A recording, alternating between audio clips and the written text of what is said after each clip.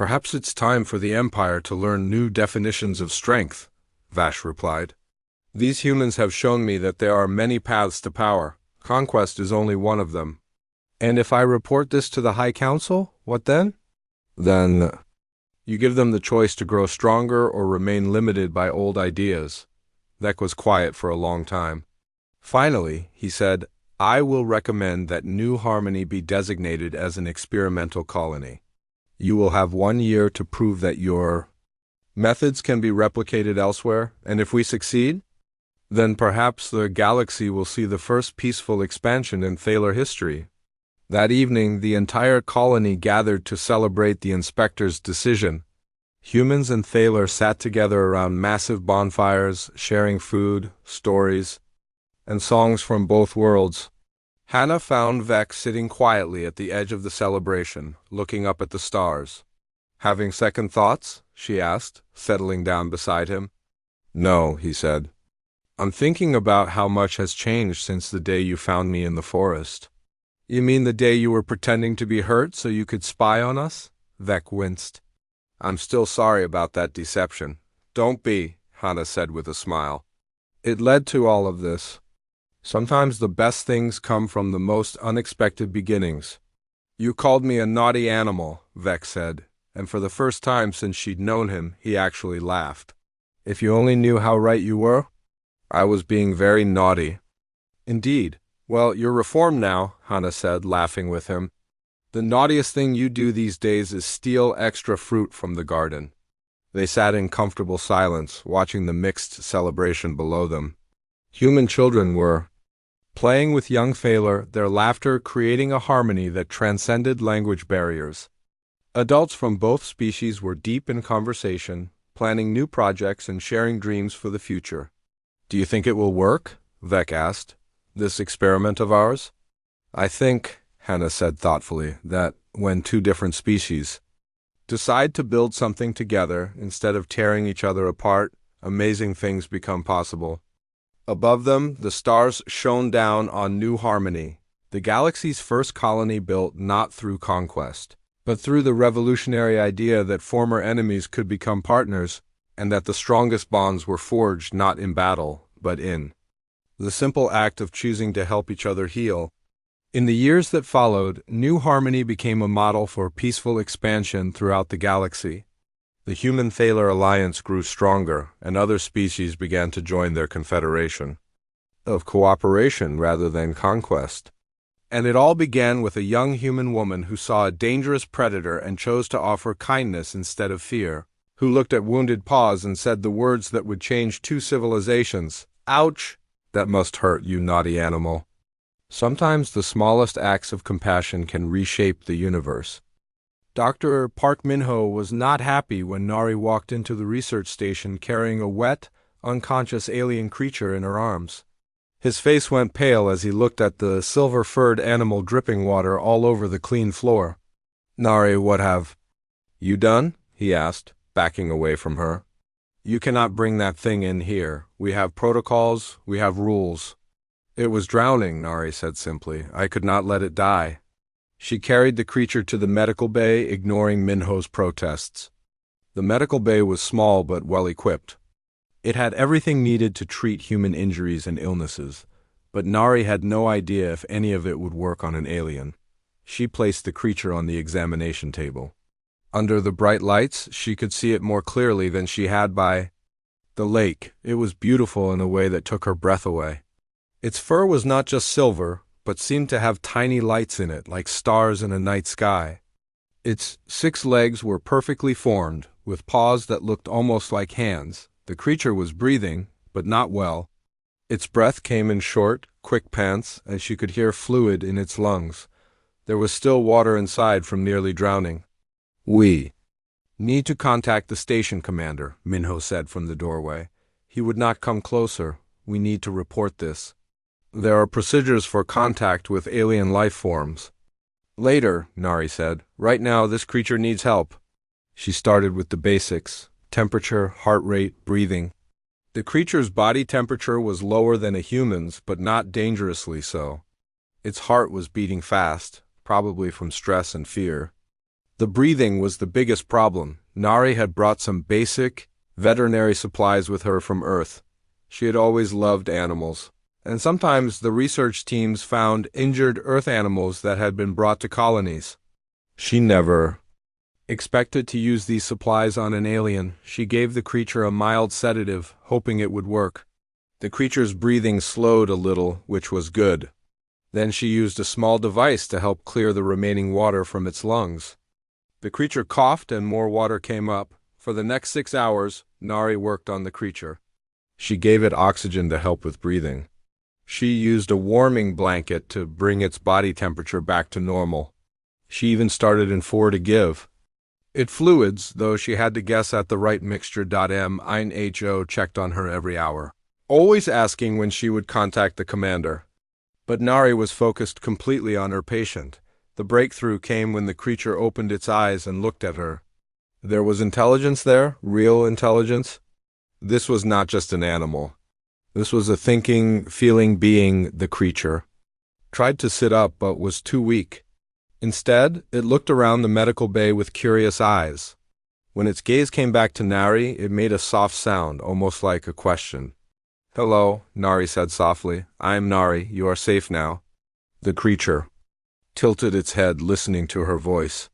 Then it made another sound, different from the first. It sounded almost like it was trying to copy her tone. Over the next few days, Nari spent every free moment with the creature. She decided to call it Bile, which meant star in Korean because of the way its fur sparkled. Bile was a fast learner. Within 2 days, it could recognize Nari's voice and would look at her when she said its name. It began to understand simple commands like, "Stay and come here." Most amazing of all, it seemed to be trying to communicate. Bile would make different sounds for different things. One sound when it was hungry, another when it wanted attention, and a third when it was trying to show Nari something. The sounds were complex, with different tones and rhythms. Nari began to record these sounds and run them through the station's computer systems. The computers were designed to analyze alien languages and look for patterns. What they found surprised her. Bile's sounds were not random. They followed rules like a real language. There were repeated patterns that seemed to mean specific things. The computer identified at least 30 different words in just 3 days of recordings. But the most interesting discovery came when Bile began making sounds near the communications equipment. The creature seemed fascinated by the radio and computer systems. It would sit next to them and make long, complex sounds. At first, Nari thought Bile was just curious about the electronic noises. But then she noticed something strange. The sounds Bile made were affecting the equipment. The radio would pick up strange signals when Bile talked to it. Nari ran more tests. She discovered that Bile's vocalizations included frequencies that human ears could not hear. Some of these frequencies were the same ones used by the station's long-range communications. The creature was not just making noise. It was trying to communicate with something far away. On the 5th day, Nari made a connection that changed everything. She was listening to a recording of Bile's sounds when she heard something familiar. Mixed in with the alien words were sounds that seemed to describe her. She ran the recording through the translation program again, this time looking for references to humans or rescue or water. The computer found several matches. Bile had been telling someone about being saved from the lake. The creature had been describing Nari, calling her something that the computer translated as the kind one or the protector. But who was Bile talking to? That night, Nari was awakened by Bile making excited sounds. The creature was standing by the window, looking out at the purple landscape. Its fur was glowing brighter than usual, and it was calling out in its complex language. Nari looked out the window but saw nothing unusual, just the endless purple twilight and the dark shapes of distant hills. But Bile kept calling, and its calls were getting more urgent. Something was coming. The next morning, Dr. Lee Daeon, the station commander, called an emergency meeting. The station sensors had detected movement in the hills around Lake Mirror. Something large was moving toward them. Not something, multiple somethings. "We have at least 12 large life forms approaching the station," Commander Lee said, her voice tense. They are moving in a coordinated pattern, like a group or a pack. Nari felt her heart skip a beat. She looked at Bile, who was sitting quietly beside her chair. The creature's ears were alert, and its eyes were bright. They are coming for Bile, Nari said quietly. What? Commander Lee asked. Bile has been calling to them, for days. It has been telling them where it is and about us. About me. The room fell silent. Everyone was looking at Nari and the alien creature beside her. What do they want? Someone asked. I think, Nari said, watching Bile's calm, intelligent face, they want to meet the human who saved their family member. Outside, the sensors showed the creatures getting closer. They would reach the station by sunset. Nari hoped she was right about their intentions, because if she was wrong, she might have doomed them all. The creatures arrived at dawn. Nari watched from the observation deck as 12 massive forms moved across the purple landscape like shadows made real.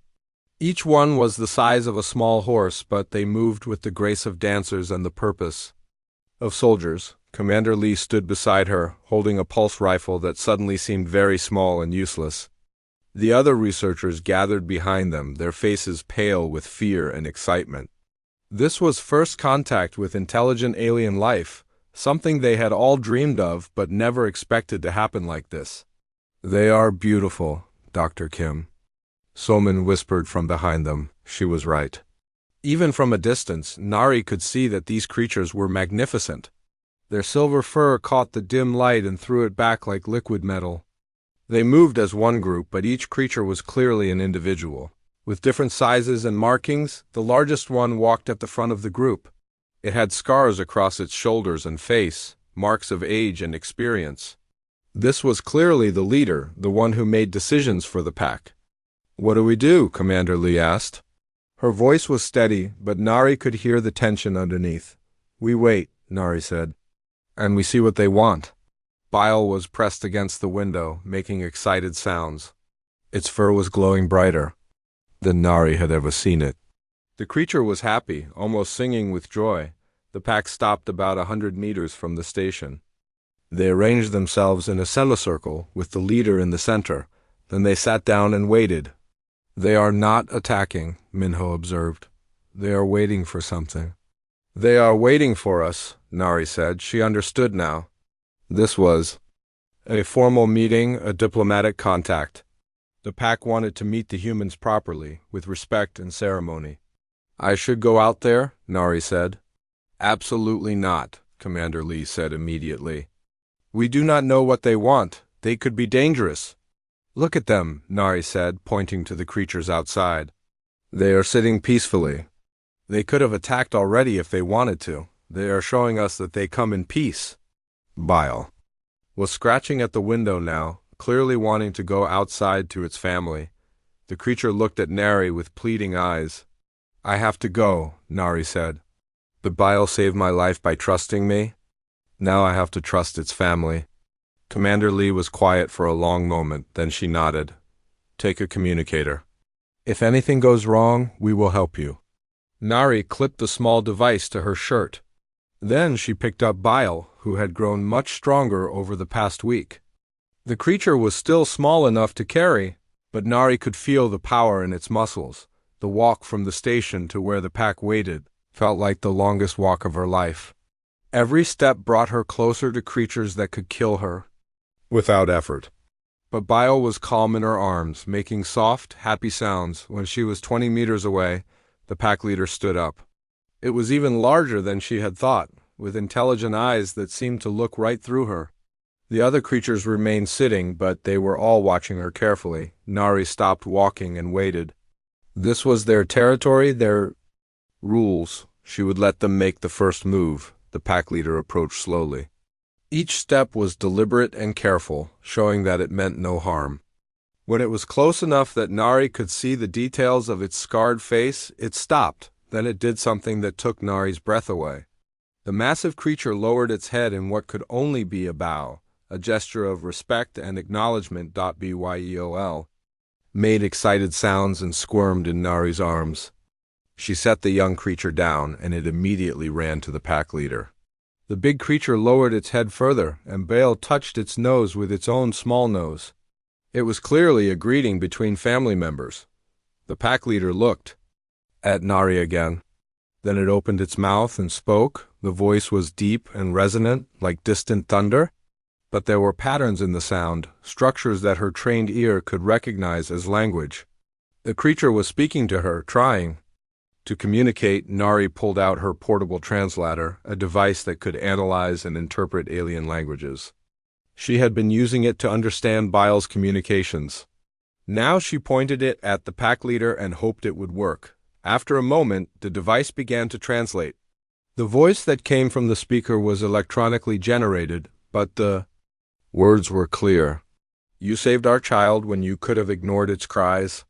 You tended to it when you could have studied it as a specimen. You are not like the others who came before us. Nari felt a chill run down her spine. Others who came before. The pack leader's eyes grew sad. Many times, beings from the stars have come to our world. Most seek only to take what they want. Some seek to study us like animals. Few have shown kindness to our kind. I am sorry, Nari said, speaking into her own translator so the creature could understand her. I did not know others had hurt your people. You did not hurt us, the pack leader said. You saved one of us. This is why we have come. To see what kind of being you are, to understand your people better. Baal ran back to Nari and rubbed against her legs, making happy sounds. The pack leader watched this with what seemed like approval. My name is Vorthak, the creature said. I am the leader of this pack, and the grandfather of the one you call Baal. We have been watching your kind since you arrived on our world. You have been watching us? Nari asked. We watch all newcomers to our world. We have learned to be careful, but your actions have shown us something new. You risked your life for one of ours, expecting nothing in return. This is the mark of a species worth knowing. The other pack members began to move closer. They were still cautious, but no longer afraid. Some of them were sniffing the air around Nari, learning her scent. Baal has marked you, Vorthak continued. All of our kind will know you as a friend now. You will be safe wherever you go on. Our world. Marked me? Nari asked. The scent of trust? It cannot be faked or forced. It comes only from true friendship. Baal has given you a great gift. One of the younger pack members approached and gently touched Nari's hand with its nose. The gesture was so human-like that it brought tears to her eyes. We would like to know more about your people, Vorthak said. And we would like your people to know more about us. Too long have we hidden from the star travelers. Perhaps it is time for understanding. I would like that very much, Nari said. But first, Vorthak said, his voice becoming more serious. There are things you must know. Things about this world and about why we have remained hidden. Your people are not the first to come here, and what happened to the others will happen to you unless you understand the truth. The pack leader looked toward the distant hills where strange lights were beginning to flicker in the purple sky. There are others on this world, others who do not welcome newcomers. They have been sleeping, but your presence here has begun to wake them. Soon they will come, and when they do, you will need our help to survive. Nari felt a new kind of fear. What? Others? The ancient ones, the first children of this world. They do not like visitors, and they do not forgive trespass. They destroyed the last star travelers who came here 50 of your years ago. The lights in the sky were getting brighter, and Nari could hear a low humming sound in the air. Come, Vorthak said urgently. Bring your people. We must prepare for what is coming. The ancient ones wake, and they are not pleased. As if summoned by his words, a new sound echoed across the landscape. It was not the beautiful language of the pack, but something older and much more frightening. Something that spoke of anger and power and ancient grudges. Nari picked up Baal and ran back toward the station, the pack following close behind. The first contact had gone better than she had hoped, but now something much worse was beginning. The real test was yet to come. The research station was in chaos. Alarms were ringing as the sensors detected massive energy readings from all directions. The lights in the sky had grown brighter, and the humming sound was now loud enough to shake the buildings. Commander Lee gathered everyone in the main conference room while the pack waited outside. Vorthak had positioned his family members around the station in a protective circle, their eyes scanning the purple landscape for threats. "The energy readings are off the charts," Dr. Han Yuno reported from her station. "Whatever is coming, it is powerful enough to destroy us easily." "Vorthak says they are called the Ancient Ones," Nari explained to the group. "They are the original inhabitants of this world, and they do not like visitors." "Why did we not detect them before?" Commander Lee asked. "Because they were sleeping," Nari said. "But our presence here has awakened them." Through the windows, they could see strange shapes moving in the distance. They were not like the pack members who moved with natural grace. These shapes seemed to flow rather than walk, and they glowed with an unnatural light. Vorthak's voice came through the communicator that Nari had left outside. "They come now. The Ancient Ones rise from their deep places. You must listen carefully if you wish to survive." Commander Lee activated the external speakers so everyone could hear.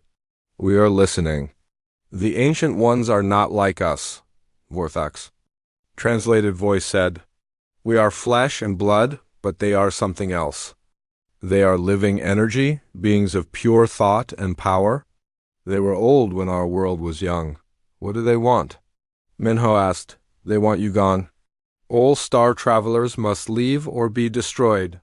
This is their law, and they have enforced it for thousands of years. But why?" Nari asked. "Why do they hate visitors so much?" There was a long pause before Vorthak answered. "Because visitors bring change, and change brought destruction to their people long ago. They learned to fear all outsiders." The shapes in the distance were getting closer. Nari could see them more clearly now, and they were beautiful and terrifying at the same time. They looked like living auroras, bands of colored light that moved, with purpose and intelligence. "However," Vorthak continued, "there is something the Ancient Ones do not know. Something that might save you." "What?" Commander Lee asked urgently. "They do not know about your act of kindness. They do not know that one of you saved one of us. This changes everything, but only if they can be made to understand." "How do we make them understand?" Nari asked. "You must show them what you did. Not with words, but with truth. The Ancient Ones can read thoughts and emotions. They will see into your heart and know if you speak truly." The first of the Ancient Ones reached the edge of the station grounds. It was a creature of pure light, shifting between blue and gold and silver. It had no fixed shape, but there was intelligence in the way it moved. "I will speak for you," Vorthak said. "But you must be brave. The Ancient Ones do not like to be challenged, even with truth." The pack leader walked out to meet the approaching being. The contrast was stark. Vorthak, solid and real and scarred by life, facing something that seemed made of starlight and dreams. The Ancient One spoke, and its voice was like music played too loud. The translator struggled to make sense of the sounds, but eventually words came through. Volf speaker. "Why do you protect the star thieves? They will strip this world bare as others have done. They will take and take until nothing remains." "These are different," Vorthak replied calmly. "They have shown kindness to our kind. One of them saved the life of my grandchild, expecting nothing in return." "Lies, all star travelers are the same. They take what they want and leave destruction behind. Then look into her heart and see the truth." The Ancient One turned its attention to the station. Even through the walls, Nari could feel its presence pressing against her mind. It was like standing in front of a fire that burned with intelligence instead of heat. Images flashed through her mind. The moment she heard Bio crying in the lake. The decision to risk her life for a creature she did not know. The days spent caring for the injured pup. The joy she felt when it recovered. But she also felt the Ancient One searching deeper, looking for hidden motives. It saw her love of discovery, her excitement at meeting new life forms. For a moment she was afraid. It would see these things as selfish, then the searching stopped. The Ancient One was quiet for a long time. "Interesting," it finally said. She acted from compassion, not from desire for gain. This is unusual among star travelers. It is not unusual among her people, Vorthek said boldly. I have watched them for months. They study but do not destroy. They learn but do not steal. They are not like the others who came before. You ask us to trust based on the actions of one individual. I ask you to judge based on truth, not on fear of the past. Another ancient one appeared, then another. Soon there were dozens of them, surrounding the station with light and power. Nari could feel the weight of their attention like a physical pressure. We have watched civilizations rise and fall, one of them said. We have seen species that seemed peaceful become conquerors. We have seen worlds stripped bare by those who claim to come in peace. Then you have also seen the evil. That comes from judging all by the actions of a few, Vorthek replied. These humans are not the ones who hurt you in the past. How can we be certain? It was Nari who answered, speaking through the communicator. Because we are willing to leave if you ask us to. We did not come here to take anything from your world. We came to learn. If our presence causes pain, we will go. The ancient ones fell silent. This was clearly not what they expected to hear. You would leave? One of them asked. Even though you have built structures here? Even though you have invested time and resources? Yes, Commander Lee said, joining the conversation. We are guests on your world. If you do not want us here, we will respect that decision. But, Nari added, we would like to stay. We would like to learn from you and from the pack. We would like to share what we know. Maybe together we can discover things that none of us could learn alone. And, she continued, her voice growing stronger, maybe it is time to stop judging all visitors by the actions of a few. Just as you would not want us to judge all ancient ones by the actions of one, perhaps you should not judge all star travelers by the actions of others. The ancient ones began to communicate among themselves in their musical language. The sounds were beautiful but alien, like hearing a song from a dream. Finally, their leader spoke again. You offer partnership instead of demanding it. You offer to leave instead of insisting on staying. This is not the way of conquerors, because we are not conquerors, Nari said. We are explorers, we seek knowledge, not dominion. And yet knowledge can be dangerous. What you learn here, you will take. To other words. What if you share it with those who would use it for harm?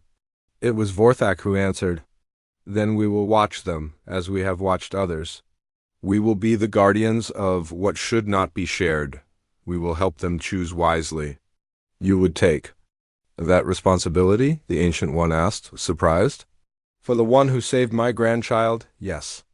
For the people who showed kindness when they could have shown indifference, yes.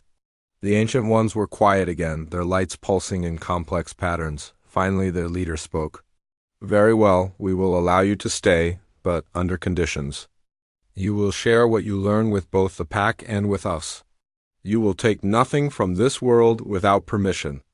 And if you ever betray this trust, the consequences will be severe. We accept those conditions, Commander Lee said immediately.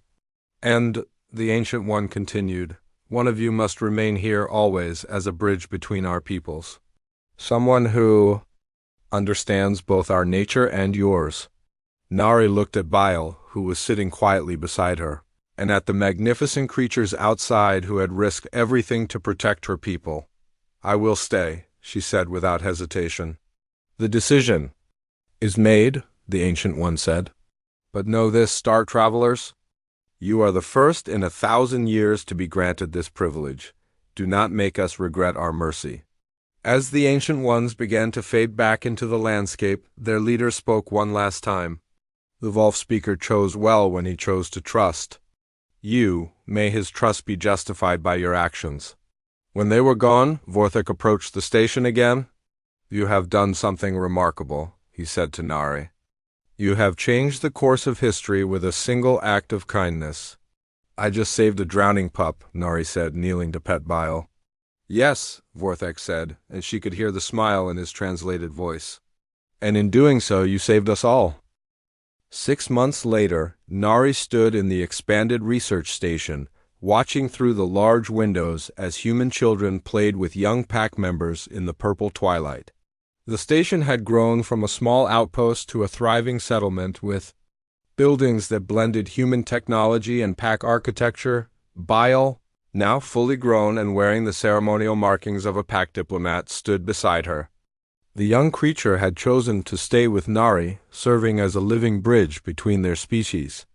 The bond formed in those desperate moments by Lake Mirror had grown into something unprecedented. "The supply ship arrives tomorrow," Dr. Park Minho said, joining them at the window. He was no longer afraid of the pack members. In fact, he had become quite good at their language and often helped with translation work. "Good," Nari said. "We have a lot to send back to Earth." The discoveries had been amazing. Working with both the pack and the Ancient Ones, the human researchers had learned things that would revolutionize science back home. The Ancient Ones had shared knowledge of energy manipulation that could solve Earth's power problems forever. The pack had taught them about biological harmony that could help heal damaged ecosystems. But more than that, they had learned about cooperation between species. The three groups, humans, pack, and Ancient Ones, had found ways to work together that benefited everyone. "The new families are settling in well," Minho continued. "The children especially love it here." Nari smiled. When word had gotten back to Earth about the successful first contact, many families had volunteered to come to Kepler 442b. They were building a real colony now, not just a research station, a place where humans could live alongside their alien friends. "Dr. Nari," a young voice called from the doorway. It was Kim Jisoo, the 8-year-old daughter of Dr. Kim Yoonho, one of the newer researchers. She was followed by a pack pup named Star Whisper, Bile's younger cousin. "Yes, Jisoo?" Nari asked. "Star Whisper wants to show you something. It is very important," she says. Nari knelt down to the pup's level. Star Whisper was still learning human language, but she was very smart. "What do you want to show me, little one?" Star Whisper made excited sounds and ran toward the door. Jisoo translated. "She says the Ancient Ones found something in the deep caves. Something left by the old star travelers." This was interesting. The Ancient Ones had been sharing their world's history with the humans, telling them about the various species that had visited over the millennia.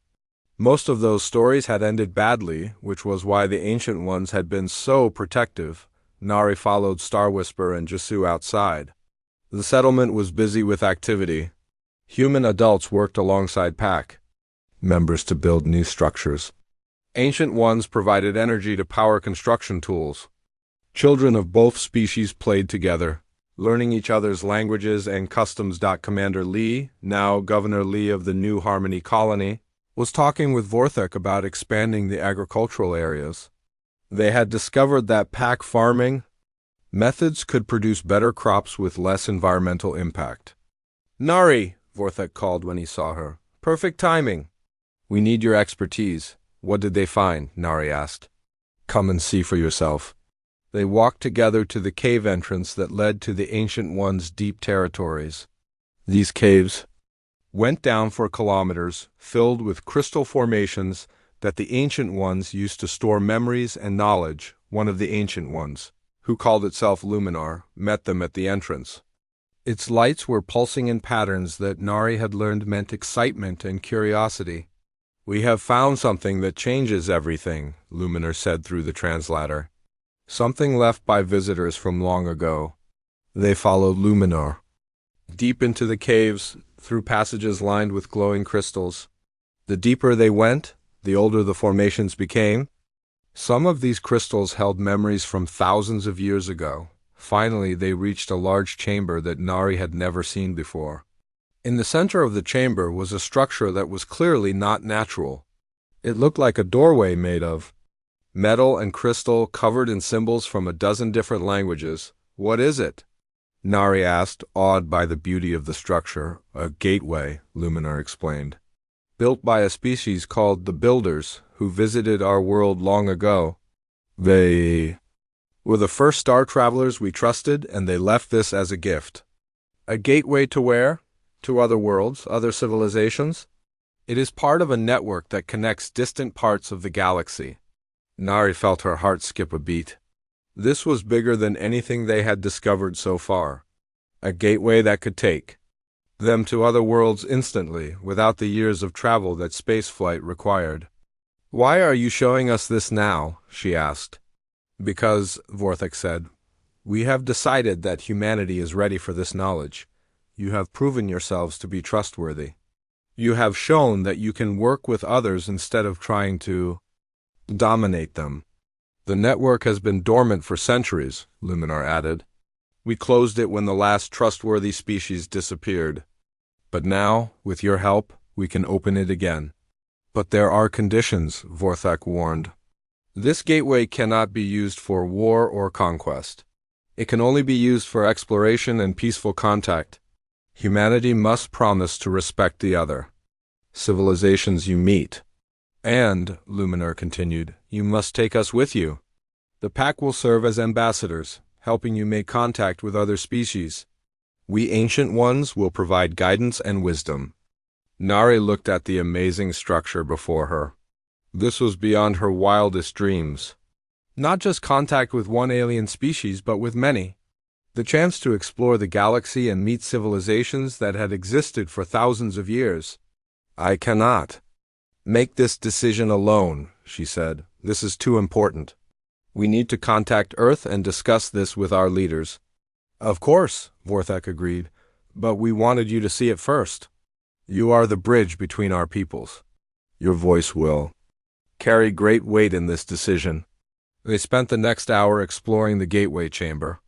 The Ancient Ones showed them crystals that contained star maps and information about other civilizations in the network. Some of the species were gone now, extinct or evolved beyond recognition, but others were still out there, waiting for contact to be restored. As they walked back toward the surface, Baal nudged Nari's hand with its nose. The creature had been quiet during the whole exploration, but now it wanted to communicate. "What is it, old friend?" Nari asked. Byel made a series of sounds that the translator rendered as, "Thank you for saving me from the water. Thank you for changing everything." Nari knelt down and hugged the creature that had become her closest friend. "Thank you for trusting me. Thank you for showing me that kindness can change the world."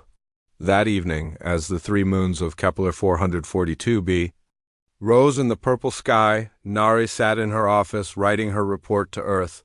The words were hard to find. "How do you tell your entire species that everything was about to change?" She started simply. "I saved a drowning alien pup 6 months ago. Today, that single act of compassion opened a door to the galaxy." Outside her window, she could see Jisoo playing with Star Whisperer, their laughter mixing with the sounds of the pack members singing their evening songs. Human adults were gathered around Ancient Ones, learning about energy manipulation and crystal growing. This was the future. Not humans conquering the galaxy, but humans joining it as partners and friends. All because one person chose kindness over indifference, compassion over caution. Nari finished her report and sent it toward Earth, carrying news that would change human civilization forever. Then she walked outside to join her friends under the alien stars, ready for whatever adventures lay ahead. 3 weeks later, Earth's response arrived. The message was simple but powerful. Proceed with gateway activation. Humanity accepts the responsibility and the privilege. We trust your judgment, Dr. Kim Nari. You have already proven that our species can be worthy of this gift. The day of the first gateway activation was declared a holiday on both Earth and New Harmony Colony. Representatives from Earth arrived to witness the historic moment, including Nari's parents and her childhood friends from BUSAN. In the crystal chamber deep beneath the surface, humans, pack members, and Ancient Ones gathered together. The gateway stood ready, its symbols glowing with patient energy. "Are you ready?" Vorthak asked Nari. She looked around at all the faces, human and alien, watching her with hope and excitement. Bile stood beside her, as always, ready to face the unknown together. "Yes," she said, "we are ready." Luminar began the activation sequence, channeling energy through the ancient crystals. The gateway hummed to life, its metal frame beginning to glow. The symbols on its surface pulsed in rhythm with something far away. Then, with a sound like singing stars, the gateway opened. Through the doorway, they could see another world. Blue skies, green forests, and in the distance, structures that belonged to a civilization they had never met. The first world in the network, Luminor announced. Home to the Harmony Builders, the species that created these gateways. They have been waiting centuries for new friends to join the network. Nari took a deep breath and stepped forward. Bile walked beside her, and behind them came Vorthik and 3 other pack members. 2 ancient ones flowed alongside them, their lights bright with anticipation. As they crossed the threshold between worlds, Nari thought about the chain of events that had brought them here. A single moment of choice by Lake Mirror. The decision to save a life instead of walking away. That one act of kindness had led to first contact, then to alliance, and now to this, humanity taking its place among the stars, not as conquerors but as friends. On the other side of the gateway, beings of crystal and light waited to welcome them. The Harmony Builders had been alone for so long, maintaining the network and hoping that someday new voices would join their ancient song. "Welcome, there," leader said in a voice like wind chimes. "We have been waiting for you for so very long." Behind them, more gateways were opening. Connections to worlds that had been dark for centuries were lighting up again. The galaxy was waking up, and humanity was part of the awakening. Nari smiled and stepped forward to greet their new friends. In her heart, she could still hear Bile's first desperate cries from the lake, the sound that had changed everything. Sometimes the smallest acts of kindness echo across the stars. Sometimes saving one life saves them all.